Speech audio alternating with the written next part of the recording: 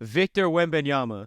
One of the most hyped up NBA prospects ever. This dude came into the league with some of the craziest potential we've seen, and despite having unrealistic expectations for his rookie season, he overperformed. Just like Anna Yanami from the anime Too Many Losing Heroines, her ceiling is one of the most insane character potentials we've seen in the past couple years. Season 2 of Losing Heroines would solidify Anna Yanami's greatness, and from how the light novel readers been gassing up the future material of the series, I'm confident she's gonna develop into a top 10 all-time waifu. She's just so damn cute. When's the last time we seen a character this damn expressive? Every second she's on frame is a screenshot of a new meme face. Name one emotion and I guarantee you she showed it in this damn anime. Her versatility is so elite, she's one of the best two-way players there is. Yanami is like Aqua for Konosuba and she was given main love interest plot armor. And we all know Aqua is way better than those two freaks. Other than Yanami being cute as hell and ridiculously entertaining to watch, she's the most emotionally strong person in the show. She should have known she was set up to fail in the first place. She got blue hair and is a childhood friend. Like, well, what the f*** are these motherfuckers ever won? Our first impression of her is taking 2 Game 7 level losses back to back, and yet she still bounces back from it. Getting rejected by the man she'd been crushing off for years wasn't bad enough, cause right after that, mother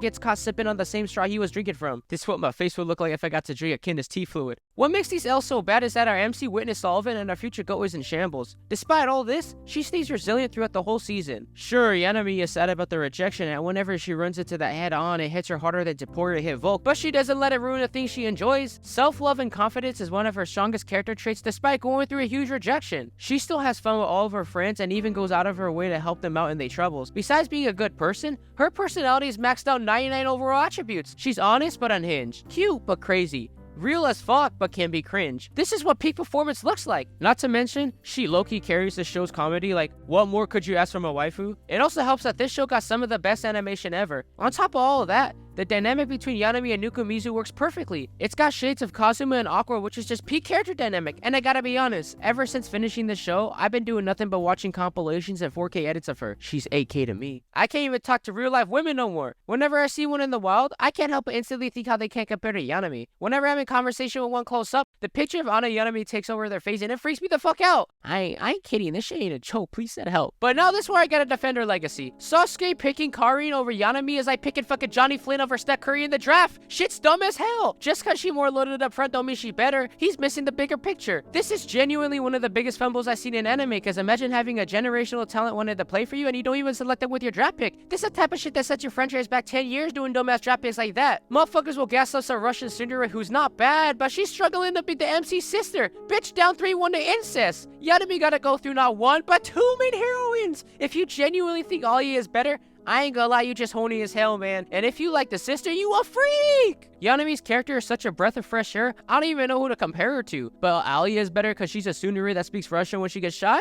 Give me a fucking break. The Yanami agenda must be spread at all costs, and I'm just maintaining it. Alia is Scoot Henderson to Yanami's Wembanyama. Both in the same draft and was highly rated, but one is way better than the other. Just as Wemby was a no-brainer #1 pick, Yanami is a no-brainer best girl of the year. Maybe besides one girl, but we can save that debate for another video. What's crazy is that Komori and Lemon are pretty good too. A tomboy and a shy girl as the other main heroines with a Gyaru mixed in. Like, what the fuck is this competition? Yanami gotta run this bullshit gauntlet to win. They not on the same level as Yanami, of course, but they 6 Men of the Year caliber. Elite role players. They each get their own arcs and the development for them is fire. You know who didn't get her own arc? Our future GOAT Yanami. All these characters in the series is getting personal arcs besides her, and yet she still remains on top of all the competition. Unfortunately, for her to truly end up with Nukumizu, I think she's gonna have to get cucked for a second time. We're gonna have to witness an NTR arc. Some girl will pull up and get pretty close to taking him for good, and that's gonna realize her feelings for him. I just had this really bad feeling she's not gonna end up winning. If you watch sports, you'll know that no matter how hard you root for a team or player, even if they heavily favor to win, half the time they lose. It's like you're sitting there pre-game and you get the shitty gut feeling that something's gonna go wrong, and every time it does go wrong. That's how I feel about Yanami. She should win this, but she's gonna end up losing to some bullshit.